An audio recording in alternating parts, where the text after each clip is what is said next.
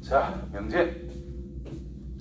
명제가 오히려 집합을 이용해서 이제 명제를 표현하는 건데, 수학에서 어떻게 보면 제일 중요한 것 중 하나죠. 명제. 정의 쓰는 것과 정리, 우리가 아는 공식들, 이렇게 전부 다 명제에 해당된다라는 뜻입니다. 그래서 명제라고 하면 어떤 걸 명제라고 하는가? 집합이랑 개념도 거의 비슷뿌리하죠. 참과 거짓이라는 것을 분명하게 구분할 수가 있는 것, 누가 봐도 참, 거짓을 나타낼 수 있는 것, 그거를 명제라고 이야기합니다. 그래서 이것도 마찬가지로 객관적 사실을 근거로 객관적인 입장에서 쳐다봤을 때 참 또는 거짓이라는 것을 분명히 할 수 있는 것,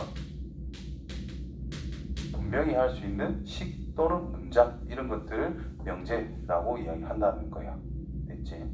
자, 여기서 이제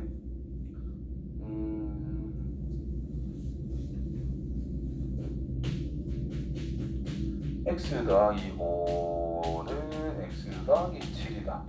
자, 이게 명제가 될까 안 될까?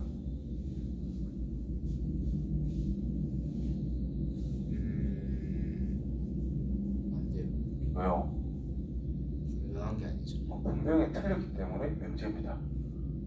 아, 거짓도 된다 했죠. 거짓도 명제를 할 수 있어요. 이거는 뭐 분명히 틀린 거기 때문에 이게 명제가 돼요. 여기에 5라고 적으면 항등식이잖아. 그럼 항상 참이니까 된다는 뜻이고, 여기 2 이런 게 있으면 우리가 방정식이라 그러죠. 방정식이란 x의 값에 따라 참 또는 거짓으로 구분할 수 있는 거. 참, 거짓이 분명하지 않다, 명확하지 않다 이 말이야. x 값에 의해 달라질 수 있다. 그러면 명제라고 하지 않습니다. 되겠죠? 뭐 그런 거고. 그러면 기본적인 명제가 있다라고 했을 때 참이 되는 어떤 게 있고 거짓이 되는 어떤 게 있다 라고 이제 나타내는 것은 우리가 조건이라고 합니다. 그러니까 어떤 조건에 의해서, 조건이라는 것이 있대. 자, 이 녀석은 좀 애매모호한 것도 있고, 뭐 전체를 나타내는 것도 있고, 하나도 없는 것도 있고, 상황에 따라 달라진다는 거예요. 그래서 조건 P라는 녀석이 있다. 그럼 어떤 이 조건이라는 것이 있다라는 것은 방정식 같은 거다, 부등식 같은 거다, 이렇게 생각해도 돼요. 그게 참으로 만들어지는 원소가 있을 거고, 참이 안 되는 원소가 있을 거라고. 그렇죠? 그래서 이 조건 P를 참으로 만들어주는 어떤 원소의 집합이라는 것을 우리가 다른 말로 뭐라 한다? 조건 P에 대한 진리 집합이라고 이야기를 합니다. 말 그대로 진리라고 하면은 뭐 옳은 거다 이런 의미잖아. 그렇죠? 그래서 참이 되게 하는 원소들을 모아놓은 집합이다. 그래서 진리 집합이다. 그런 이야기 한다는 거예요. 그러면 조건 P라는 녀석이 조건 Q다라는 것이 이게 참이 될 수도 있고 거짓이 될 수도 있다라는 건데, 조건 P이면 조건 Q다. 그래서 조건 P를 우리가 일반적으로 가정, 조건 Q는 결론이라고 이야기를 한다. 그죠? 그러면 여기 있는 어떤 원소 A가 성립했을 때 여기에 있는 A를 적용했을 때 성립이 된다. 그러면 이 가정 속에 들어있는 원소에 대해서 이 말도 맞기 때문에 이건 참이라고 할 수 있다는 뜻인 거고, 근데 여기에 A, B라는 걸 넣어봤는데 성립을 했어요. 근데 여기 있는 B라는 것은 여기에 성립을 안 시킨대. 그럼 이거는 거짓이 명제가 된다는 뜻이지. 이해되죠? 하나라도 안 되면 얘는 거짓이다, 틀렸다 라고 이야기하는 거. 여기 있는 모든 원소에 대해서 이 녀석이 다 된다는 뜻은 여기 있는 모든 원소 한 개 한 개를 잡아와서 P를 만족하는 원소가 있다. 그때 그 원소들이 전부 다 이 녀석도 성립시킨다라는 뜻인 거니까, 진리 집합을 따졌을 때 여기에 들어있는 어떤 원소는 여기에도 들어있다라고 말할 수가 있겠지. 그렇기 때문에 집합 P, 여기에 진리 집합 Q를 생각했을 때 이렇게 성립이 되면 주어진 이 명제는 참이다, 이렇게 얘기할 수가 있고, 이게 거짓이다라는 것은 이게 안 된다는 뜻일 거잖아.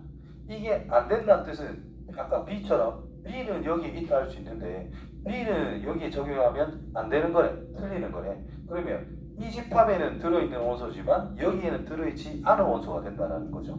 그래서 그 원소를 발레라고 이야기하는데, 거짓을 표현을 해줄 수 있는 원소라고 해서 그거를 발레, 이 발레는 어디에 있느냐?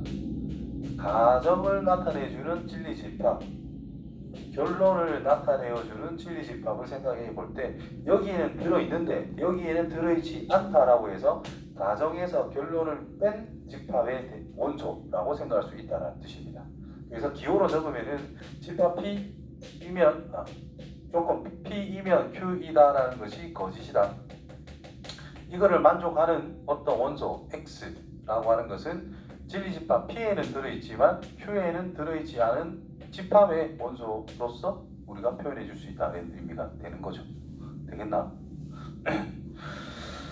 그 다음에 참이면 화살표 2개 쏘고 저런 식으로 되어 있는 거고, 자 모든의 부정, 어떤 조건 P를 부정하는 것을 우리가 not P 이렇게 읽는다, 그죠? 그럼 이 녀석의 진리집합은 여집합 생각하면 된다는 뜻인 거고, 그죠? 그러면 모든을 부정하면 뭐가 돼요? 어떤이 되고, 어떤을 부정하게 되면 거꾸로 모든이 된다는 거죠. 부정의 부정은 긍정으로 생각하시면 됩니다. 자, P이면 Q다. 화살표 2개 하면 참인 명제다라는 뜻입니다. 화살표 하나 하면 주어진 이 문장이나 식이 참인지 거짓인지 너가 판단해봐, 이런 뜻인 거고. 자, 참이다. 그럼 이거 역은 뭐라 쓸 수 있죠? 그냥 조건이라 쓰자. 이렇게 쓰자.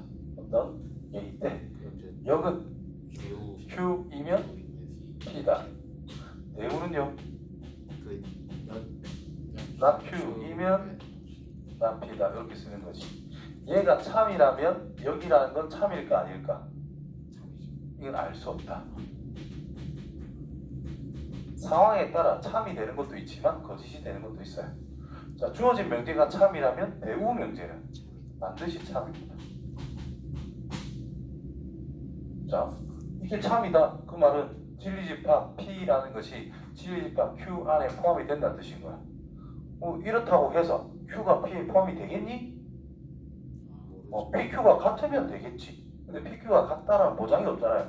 그래서 이건 알 수 없단 거야. 근데 이게 참이다는 뜻은 Q라는 녀석의 여집합과 P라는 녀석의 여집합의 관계를 생각해보자라는 뜻인 거야. 그럼 P가 작고 Q가 이렇게 싸고 있는 건데 P의 바깥쪽과 Q의 바깥쪽을 보면 P의 바깥쪽이 조금 더 크죠. 그래서 이런 관계가 성립이 될 수밖에 없다는 거야. 그래서 주어진 명제와 대우 명제는 항상 참과 거짓이 일치하기 때문에 주어진 명제에서 좀 애매모호한 느낌이 있어. 그럼 대우 명제를 한번 딱 써봐. 그러면 알맞게 나오는 경우가 많습니다. 됐지요? 자, 그 다음 필요 조건, 충분 조건.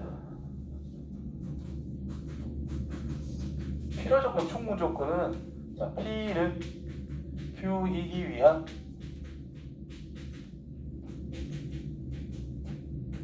필요다, 충분이다, 필요 충분이다, 이런 말을 쓰죠. 필요 조건은 무슨 뜻이죠?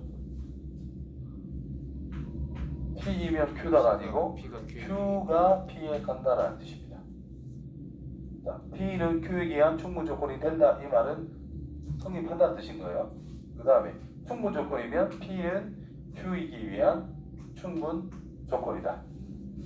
P는 Q이기 위한 필요 충분 조건. 필요도 되고 충분도 되니까 주고받겠다라는 뜻입니다. 자, 필요 충분 조건을 다른 말로 하면은 동치라고 해서 이 두 조건은 같은 거다, 이렇게 이야기하는 거예요. 되겠죠? 그래서 요거 할 때 나는 그냥 맨날 이렇게 합니다. 이 수학적으로 막 이래저래 따지면 필요니 충분히 엄청 헷갈리거든. 그래서 그냥 이기 위한을 항상 기준에서 앞에 있는 녀석은 반드시 뒤로 쓰시고 주어 같은 거는 앞에 쓰시고 한 번씩 헷갈릴 때가 있거든. 그래서 이기 위한을 더 강조를 합니다. 그 뒤에 나머지 조건은 앞에.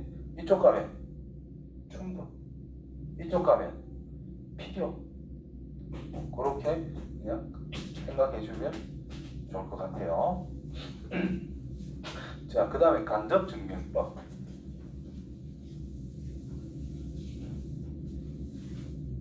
자, 증명법에는 크게 직접 증명, 간접 증명, 크게 두 가지로 구분을 합니다. 직접 증명이란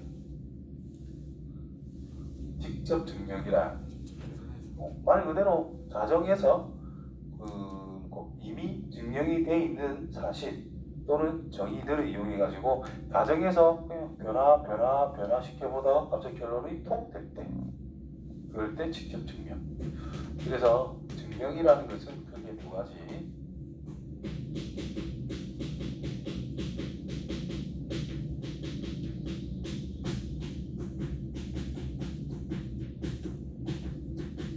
직접 증명이야 뭐 크게 할 말이 없겠지. 뭐 그냥 가정에서 결론을 그냥 논리적 모순 없이 하나하나 잘 이끌어내는 방법.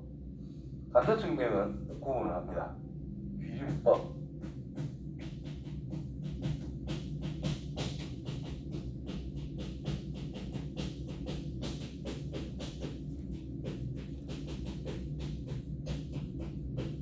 수학적 기납법. 이렇게 세 가지로 크게 있어요.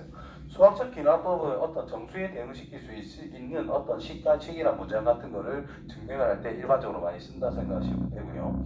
대응법은 직접 증명해 보려니까 경우의 수가 너무 많아서 짜증나. 그럴 때 대우를 써보는 거지. 자, 적어도 하나를 가지고 있다 이런 말이 있을 때 부정을 해버리면 없는 건 아니다 이렇게 말할 수 있는 거잖아. 없다는, 적어도 하나는 가지고 있다를 부정하면 없다라는 뜻인 거잖아요. 그래서 없는 건 아니다로 우리는 그 경우의 수 같은 걸 생각할 수가 있기 때문에 그럼 없다면 어떻게 될까를 생각해 보자라는 거예요.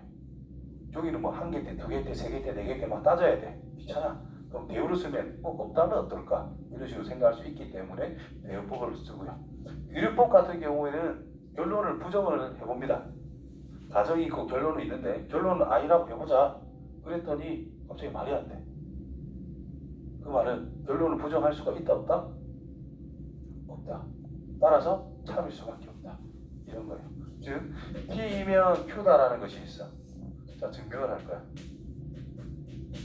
나 Q라고 가정하자. 자, 이게 된다고 가정을 해보는 거야.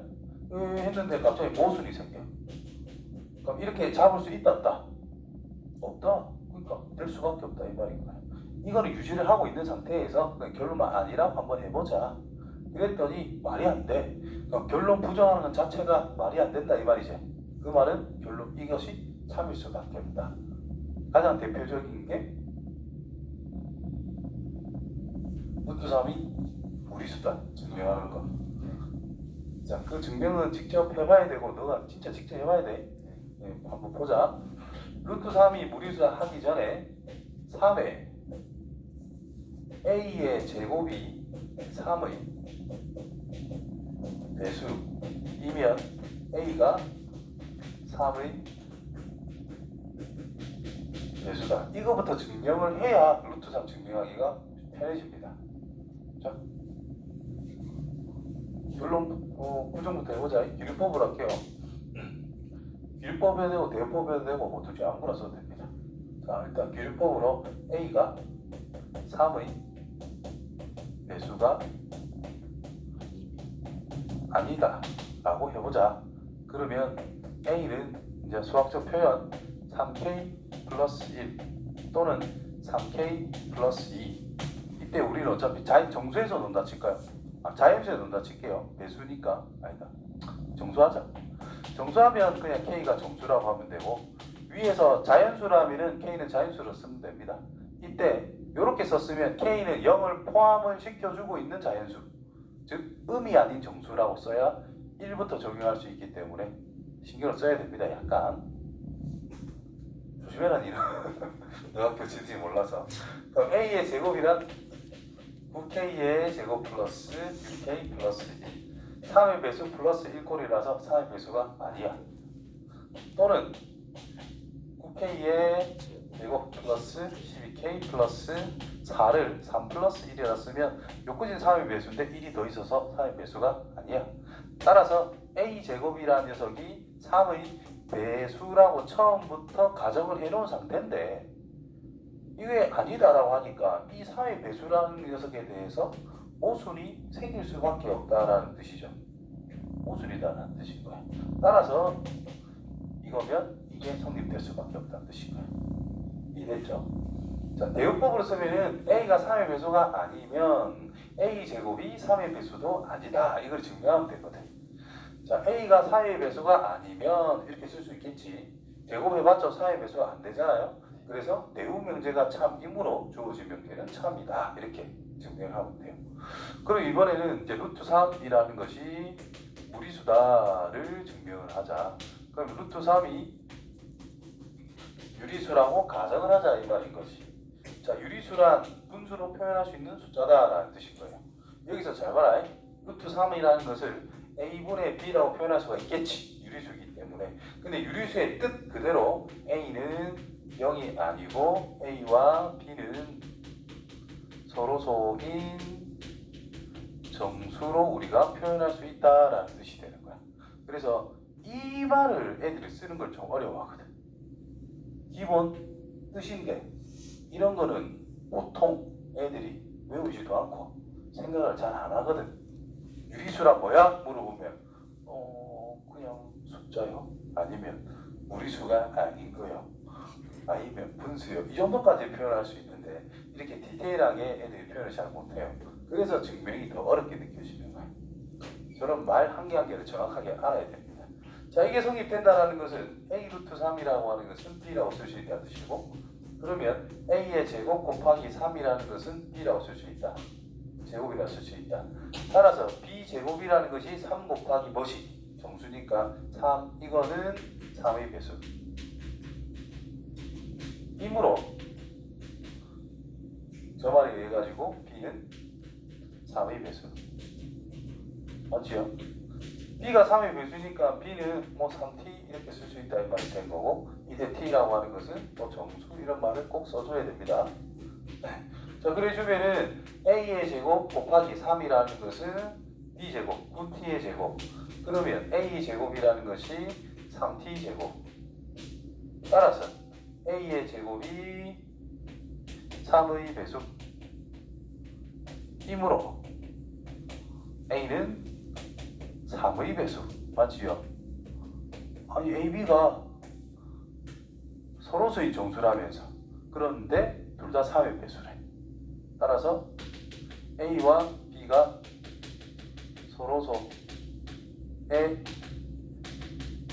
모순이 됐기 때문에 유리수라고 할 수 없다. 따라서 무리수다. 그렇죠? 뭐 이렇게 증명하는 방법입니다. 자, 이거는 직접 진짜 간단한 거는 특히 교과서에 나오는 거는 진짜 직접 아무것도 안 보고 해보는 연습이 필요하고, 그런 걸 했을 때 빈칸 채우기도 잘할 수가 있어요. 왜? 이거 다음에 무슨 말이 나올지 뻔하거든. 할 줄 알면. 그러면 빈칸 채우기가 굉장히 쉽고, 내가 증명을 안 해봤어. 잘 모르겠어. 그럼 진짜 앞뒤 보고 끼워 맞추기밖에 안 돼. 그럼 한 번 헷갈리는 순간 하기가 싫어져. 진짜. 나도 그럴 때 하기 싫어져. 고3들 거 모의고사 풀면은 증명해서 빈칸 채우기 있잖아. 하다가 한 번 턱 막혔어. 그럼 하기 싫어. 보기도 싫어. 맞지? 그건 어쩔 수 없거든. 그 다음 절대부등식.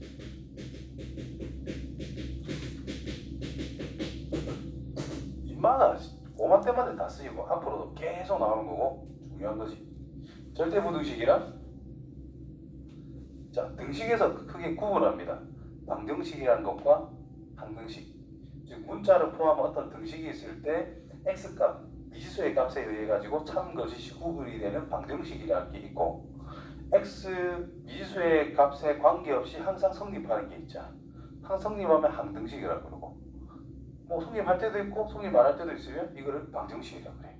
부등식도 마찬가지로 항상 성립하는 거를 항등식이라 하듯이 부등식에서는 절대부등식이라고 그러는 것이고, 등식에서 방정식 같은 거 조건에 따라 참 것이 구분이 되는 것이 x 미지수의 값에 따라, 미지수의 값에 따라 부등식이 구분이 되는 것을 조건 부등식이라고 얘기합니다. 조건에 따라 참 것이 구분이 된다 이렇게. 그래서 일반적으로 그걸 그냥 부등식이라고 하고, 절대부등식은 그냥 항상 성립되는 거. 대표적인 거 절대값 x 0보다 커나 같다. 당연한 거 아니야. x제곱이란 0보다 커나 같다. 당연한 거 아니야.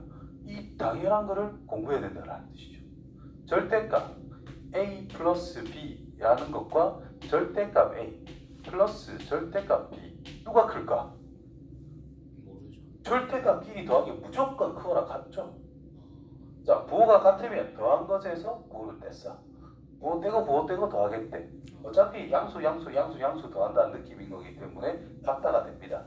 근데 A와 B의 부호가 반대야. 서로 부호가 달라. 그럼 이건 뺀 거에 차이의 절대값을 생각하자고, 이거는 가까이 그냥 합을 생각하자는 뜻이기 때문에 이게 무조건 그거랑 같습니다. 또 절대값 A 빼기 절대값 B의 절대값을 뺐대. 그 말은 일단 뺐다 이 말인 거잖아. A에서 B를 뺀 거에 절대값을 아이고 일단 요거는 무조건 또 이것도 성립이 되긴 되겠다. 반대로 B가 0이면 성립되죠. 어쨌든 이런 거를 나타낼 수 있어야 된다. 증명의 가장 기본 원리를 생각하면, 부등식의 증명 원리를 생각하면, 양수일 때는 제곱을 해서 비교를 해도 괜찮다.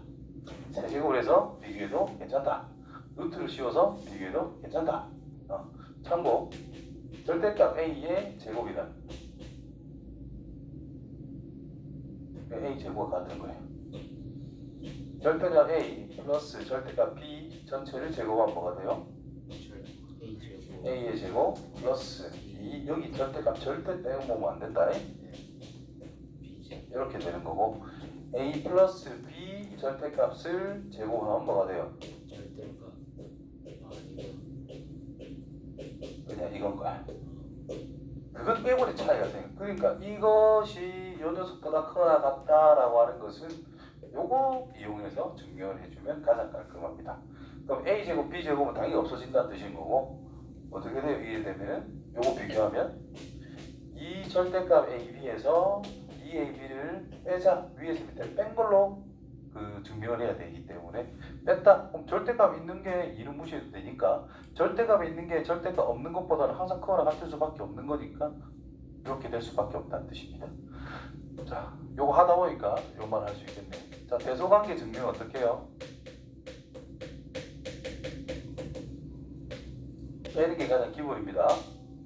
큰하라고 전체 깔고 시작하는 게 아니라 그냥 무조건 두 개를 빼서 양수면 앞에 게 큰 거, 홈수면 뒤에 게 큰 거.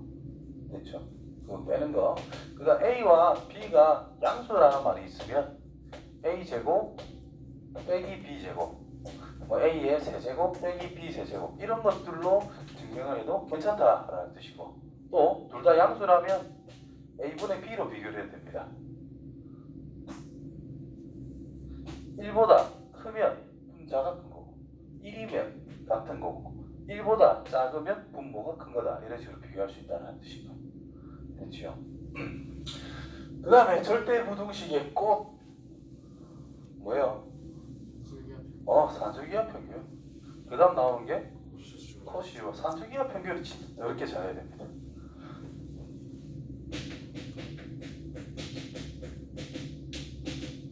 산술기하 A와 B가 양수다라고 했을 때 A 플러스 B라는 것이 항상 2루트 AB보다 크거나 같다. 교과서에 뭐가 증명으로 나올지는 잘 모르겠지만 기하적으로 증명하고 수식으로 증명을 해볼게요. 자, A가 양수, B가 양수이기 때문에 A라는 것은 루트 A의 제곱이라 써도 아무 문제가 없고, B라는 것도 루트 B의 제곱이라 써도 아무 문제가 없습니다. 양수인 전제이기 때문에. 그래서 루트 A의 제곱 플러스 루트 B의 제곱 빼기 2 루트 AB를 생각을 해보자, 이런 뜻인 거지. 그럼 얘는 루트 A 빼기 루트 B 전체 제곱과 같아요. 실수의 제곱이니 당연히 0보다 크거나 같다라는 뜻인 거야. 등호는 언제 생긴다? A랑 B랑 같을 때. 그래서 이런 조건을 기억하자라는 뜻인 거야. 등호는 A랑 B랑 같을 때 성립할 수 있다. 자, 기하적으로 가게 되면은 단원을 그립니다. 원을 그립니다. 그렇지, 지름이다. 원하고 단원을 그리는 게 맞거든. 자, 어떤 임의의 점 P를 딱 잡았어. 이렇게 연결하면 단원이기 때문에 여기 무조건 직각. 그럼 여기도 직각. 이때 요 길이 A, 여기를 B라고 하자. 높이를 표현하면 뭘까? 일단 H라 쓸게요. H의 제곱이란 AB가 된다라는 게 기본 원리거든. 맞죠? 직각이기 때문에. 따라서 H라는 것을 루트 AB라 쓸 수 있습니다. 어차피 양수니까 양수로만 표현하자. 그래서 여기를 루트 AB라고 쓰자. 됐어요? 그러면 자 A 플러스 B라고 하는 것은 항상 뭐지? 지름이다. 루트 AB는 높이시고 자 최소 0보다 크거나 같겠지. B가 양수니까 0보다 크겠지. 이 가다가 한 가운데 점을 딱 잡아보면 이 녀석이 뭐가 돼요? 루트 AB인데 얘가 반지름이란 말이야. 맞지요? 반지름의 두 배가 뭐지? 지름이란 말이야. 이 녀석이 지름이네. 얘도 지름이네. 같아졌지. 언제지? 이 길이랑 1이 어떨 때? 그 A가 B가 같을 때. 요 그림에서 성립이 된다는 거죠. 기하적으로 표현하면 이렇게. 세 개 다른 게 있을 수도 있는데 이 두 개만 해도 웬만큼은 될 거다. 라는 거. 세 개면 더 입체로 가야 되기 때문에 나도 안 해봐서 모르겠어. 그 다음 코시 여기서 이제 할 말이 있죠. 자, 이 녀석을 언제 사용하는가를 봐야 돼요. 자, A와 B가 양수라는 전제조건은 당연한 거고 A 플러스 B라는 값이 일정할 때와 AB라는 녀석이 일정할 때 우리는 산술기하 평균을 쓸 수가 있어요. A 플러스 B라는 것이 일정하다라면 얘가 상수라는 뜻이야. 결국 AB가 남았지. 뭐보다 이 녀석보다는 크거나 같대. 즉 AB의 최대를 찾아낼 수 있는 상황이 된다는 뜻인 거고 A 곱하기 B라는 게 일정화 돼. 얘가 상수가 된다는 뜻이잖아요. 그래서 A 플러스 B라는 녀석의 최소를 찾을 때 사용할 수 있다. 이런 의미가 되는 거예요. 알겠죠? 정확하게 기억하시고 산술기하 평균할 때 주의사항은 등호 조건. 산술기하 평균을 요것도 쓰고 요것도 쓰고 3개 4개 쓸 수도 있건 동시에 그때 등호가 동시에 다 성립할 때라면 따로 써도 상관없어요. 최소값 찾을 때. 근데 1번식 등호 성립할 때의 조건과 2번식 등호 성립할 때의 조건이 만약에 달라 그러면 절대 쓰면 안 돼. 왜? 인마가 최소일 때 얘도 최소가 돼야 제일 작다 할 수 있을 거잖아. 근데 얘는 최소가 됐는데 얘는 최소가 안 된대. 그러면 전체적인 최소라고 못 박을 수가 없잖아. 그래서 안 된다 이 말인 거죠. 대표적인 얘는 문제집에 있거나 문제 풀다 보면 느낌이 올 거야. 일단 쓰자. 기억이 대충 이렇게 쓰면 될 거야. 3y x분의 1 더하기 y분의 9 대충 이렇게 적으면 자, 이 녀석의 산술기하 평균을 적용해보면은 항상 2 루트 6xy 이게 제일 작은 거지 뭐. 이 녀석 산술기하 평균을 써보면 6 루트 xy분의 1 이렇게 쓸 수가 있거든.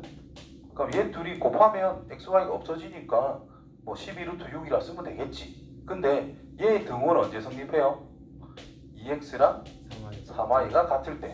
얘 등호는 x분의 1과 y분의 9가 같을 때. 그러니까 y가 9x일 때.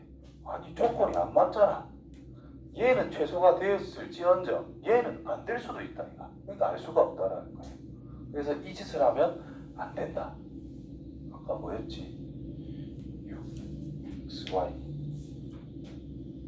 12 루트 6이었거든? 그냥 곱해주면 이거 전개를 해서 해야 돼요. 전개를 하면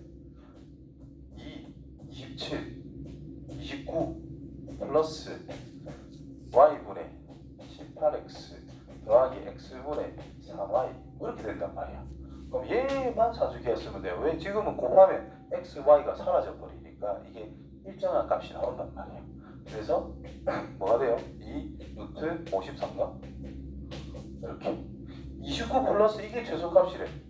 100 받는다 이 말이지. 차이가 너무 많이 나니까 절대로 20 쓰면 안 된다는 뜻이고 그렇게 항상 할 수 있도록 하시고 코시 슈바르트는 실수에서 적용이 되죠. a의 제곱 플러스 b 제곱이라는 것이 x 제곱 더하기 y 제곱이랑 곱해졌을 때 ax 플러스 by 전체의 제곱보다는 크거나 같다 뭐 이런 거 되겠지? 그러면 모양새가 원 냄새도 많이 나고 있다. 예를 간단히 들면